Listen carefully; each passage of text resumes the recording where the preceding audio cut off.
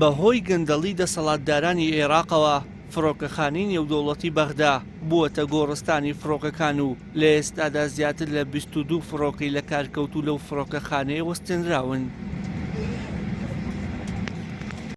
بەپێی بەڵگەنامەی دزەپێکراوی وەزارەتی گواستنەوەی عێراق کە سایتی جەزیرە بڵاوی کردوتەوە، لە ئێستادا 22 فڕۆکەی کۆمپانیای گشتی هێڵی ئاسمانی عێراقی لە خزمەتکردن وەستاون. ئەمەش بەهۆی چاک نەکردن و چارەسەر نەکردنی ئەو گرفتە میکانیەکیانەی تووشیان بووە. بڵاوبوونەوەی ئەم ئامارە لە کاتێکدایە بەهۆی بارودۆخی نوێی جیهانی و بەرزبوونەوەی نرخی نەوتەوە حکومەت لەو پەڕی دەوڵەمەندیدایە و یەدەکی $0 عێراق لە ڕیزی پێشەوەی وڵاتانی ناوچەکەدایە.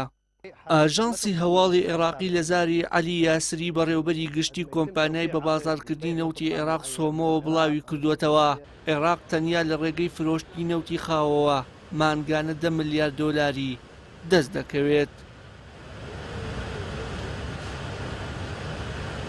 کەم تەرخەمی لە پرسی فڕۆکە لە کارکەوتووەکان گەیشتە ئەوەی سەرەتای مانگی ڕابردوو بەڕێوەبەری گشتی هێڵی ئاسمانی عێراق بۆ ماوەی 2 مانگ لە کارەکەی دوورخرایەوە و حکوومەتی ناوەندی بڕیاری لێکۆڵینەوەی لە دۆسیەکە دەرکرد.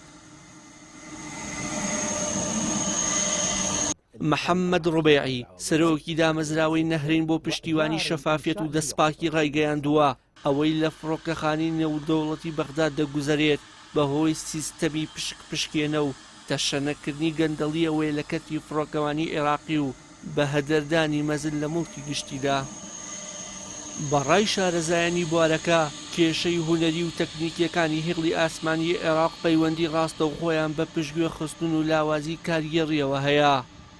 بە جۆرێک بەرپرسانی بوارەکە لە بری چاکردنەوە و بەرەو پێشبردن سەرقاڵی ڕێککەوتن و گرێبەستن و بابەتە ئابوووریەکانن.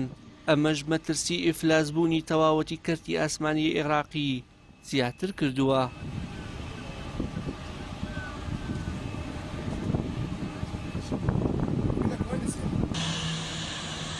بەپێی زانیاریەکان زۆرینەی حزبە سیاسیە شیعیەکانی عێراق خاوەنی کۆمپانیای فڕۆکەوانی و فڕۆکەی تایبەتی خۆیانن، هەر بۆیە لاوازکردنی کەرتی فڕۆکەوانی حکومی لە بەرژەوەندی ئابووری ئەواندایە.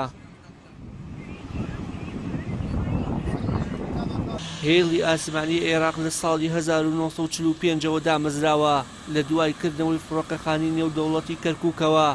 لە ئێستادا خاوەنی 7 فڕۆکەخانەی نێودەوڵەتیە کە گەشت بۆ تەواوی کیشوەر و وڵاتانی جیهاد دەکەن. ئەوانیش فڕۆکەخانەی نێودەوڵەتی بەغداد، بەسڕە، هەولێر، نەجەف، سلێمانی، ناسڕیە و کەرکووکە. پێش پرۆسەی داگیرکردنی عێراق هێڵی ئاسمانی باڵندە سەوزەکە خاوەنی 17 فڕۆکەی بەدەنی بوو بۆ گواستنەوەی گەشتیاران. لە دوای پرۆسەکەشەوە حکومەت 30 فڕۆکەی نەفەر هەڵگری لە جۆر و قەبارەی جیاواز لە کۆمپانیا جیهانیەکان کڕیوە. بەپێی ئاماری سایتی فەرمی هێڵی ئاسمانی عێراقیش لە سەرەتای ئەم ساڵەوە فڕۆکەکانی ئەو هێڵە زیاتر لە 304,000 کەسیان گواستوتەوە.